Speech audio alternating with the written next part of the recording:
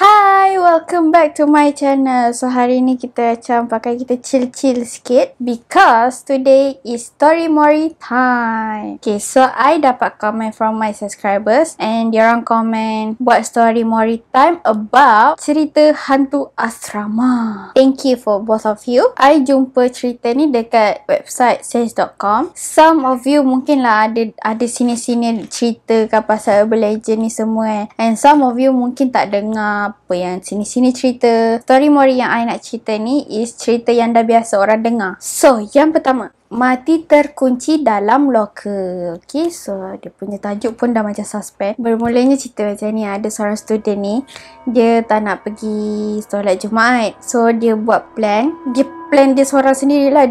Dia pun kebetulan masa tu dia tak nak bagi tahu kat siapa-siapa, dekat kawan dia, takut kawan dia bocor rahsia. So dia buat plan untuk diri dia sendiri. Dia nak menyorok dalam locker sebab mungkin lah kalau dia menyorok dalam locker tu dia warden tak akan jumpa dia kan. So bila dah lama-lama tu kan, tahu je lah solat Jumaat berapa lama kan, dengan khutbah lagi, dia pun tertidur dalam tu. Bila dia tertidur, dia cuba nak buka locker tu dari dalam. Locker tu terkunci dari luar sebab kawan dia ingat dia dah balik. Yelah, sebab dia orang kan mungkin lah masa solat Jumaat tu dia orang tak jumpa kan. So kawan dia ingat dia dah balik. So kawan dia pun kunci lah kan. Yang kawan dia ni pun kenapa lah tak nak buka dulu locker tu tengok ke. Lepas tu kawan dia dah balik. Dia bila dia nak buka tu, dia try lah. Dia dah try dah tak boleh buka. Dia try panggil kawan-kawan dia. And malangnya semua orang dah balik sebab masa dia ponteng solat Jumaat tu hari terakhir persekolahan. So memang nasib dia lah malang disebabkan suhu locker tu suhu bilik tu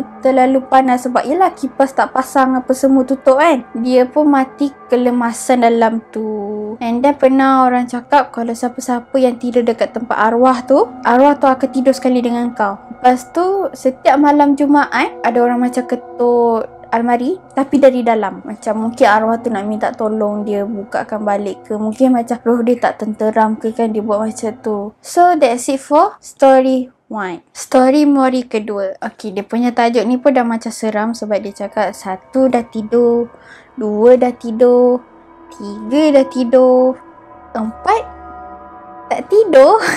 Bermulanya kisahnya macam ni. Ada 2 orang sahabat ni perempuan, Ain dengan Julia. Bukan nama sebenar diorang. Ain dengan Julia ni dia memang rapat. And kalau malam-malam diorang nak pergi tandas ke, pergi mana-mana ke, diorang mesti saling menemani tau. Mana-mana pergi mesti ada budak 2 orang ni, Ain dengan Julia. Pada mulanya Ain dengan Julia ni memang tak percaya cerita-cerita senior ni. And then abang Ain ni pun dah nasihat dia kat Ain, jangan percaya cerita hantu yang senior cerita ni. Nak dijadikan cerita, pada satu malam ni si Ain ni memang tak boleh nak tidur tau. Dia dah cuba pusing sana pusing sini, dah cuba lelapkan mata pun dia still tak boleh tidur. And then si Julia ni pula dah tidur nyenyak dah, memang mungkin lah dia penat kan. Lepas tu si Ain ni pergi tengok jam dah pukul 2 pagi. And dia pun mungkin lah dah tak rasa sedap hati dah kan sebab orang tua tu cakap benda tu aktif 2-3 pagi macam tu. And then si Ain ni pun dia cuba juga lelapkan mata tapi tak boleh. Lepas tu si Ain ni dah pusing sana pusing sini, ke sana ke sini, ke sana ke sini, dia still tak boleh nak tutupkan mata. Ada satu time tu dia terdengar macam orang buka tingkap bilik dia tau. And then katil tu dia disusun macam menghadap tingkap tau. And kebetulan tingkap tu depan katil si Ain ni. Lepas tu dia pun macam mungkinlah benda ada orang baling-baling ke macam tu, dia terdengar macam tu kan. Mungkin ada orang nak takut-takutkan ke, dia tak kisah. And then tiba-tiba dia terdengar suara orang perempuan lah. 1, 2, 3 macam tu. Dia macam kira 1, 2, 3. Lepas tu si Ain ni dia terus teringat cerita-cerita senior yang pernah cerita dekat dia tu. Bila dia dah terus teringat tu, badan dia terus meremang. Lepas tu yang benda ni pula dia pergi cakap 1 dah tidur, 2 dah tidur, 3 dah tidur, 4 tak tidur lagi. Masa sebelum nak masuk 4 tu dia senyap tau. Dia senyap dulu, lepas tu baru 4 tak tidur lagi. Macam tu. Lepas tu si Ain ni macam dah berdebar-debar, dah macam memang tak sedar hati gila. Sebab dia katil nombor 4. And then bila dia try kejutkan si Julia ni punyalah nyenyak tak tidur. Tak tak nak bangun, tidur mati. Dia dah baca, dah berterabur lah bacaan surah dia tu dah berterabur. Lepas tu benda tu kira lagi semula. 1 dah tidur, 2 dah tidur, 3 dah tidur, 4 tak tidur lagi. Dia keep cakap macam tu. Lepas tu si Ain ni pergi kejut ke si Julia tu. Julia macam tu. Lepas tu yang buatkan si Ain ni lagi menggigil, benda tu cakap Julia dah tidur. macam tu.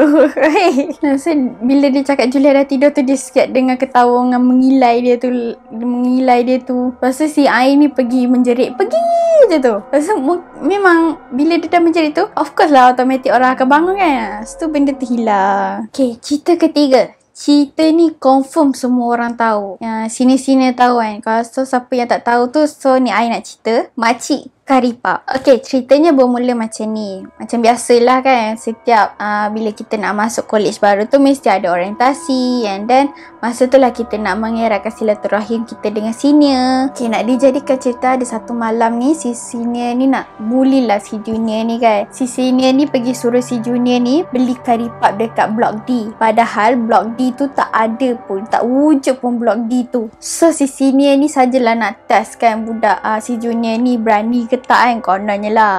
Lepas tu bila si junior ni dah setuju nak pergi beli, si senior ni bukan main gelak ketawa, terbahak-bahak lah kan. Macam dia dah berjaya nak bully budak ni kan. And then tak sampai berapa minit, si junior ni pun balik pergi bilik si senior ni. And then dia pergi cakap, nah karipap ni tadi saya pergi beli dekat tingkat 3 blok D. Lepas tu si senior ni pelik, kan blok D kan tak wujud. Lepas tu si senior ni macam hairan lah kan. Dia pergi tanya si junior ni, mana kau dapat beli karipap ni dekat blok D tu? Lepas tu dia pergi cakap, ada dekat blok D tu tingkat 3. Lepas tu si junior ni cakap lagi, ada makcik tu dia pergi pesan, cakap dekat senior tu jangan bully junior. Weh, mestilah senior tu dah takut kan. Okay, so bonus round. Ni cerita pengalaman dari I sendiri. Okay, bukanlah pengalaman dari I. And I adalah dengar cerita daripada cikgu-cikgu praktikal dulu kan. Cikgu-cikgu praktikal dulu masa kat sekolah mendengar I, dia ada cerita. Ada satu cerita ni, dia lebih kurang yang macam 1, 2, 3 tadi tu, tapi dia beza sikit. Kan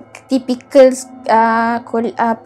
universiti kerajaan kan double decker kan. And then satu malam tu kawan dia tak boleh nak tidur tau. Kawan dia tak boleh nak tidur, dah ke sana dah ke sini, tak boleh nak tidur juga. Dan bila dia dah tak boleh nak tidur, dia macam dah pasrah lah. Dia tengok jam pukul 3 dah. Lepas tu dia dengar dari jauh ada orang macam ketuk pintu bilik. Dia sampai je dekat bilik dia, benda tu ketuk, tok.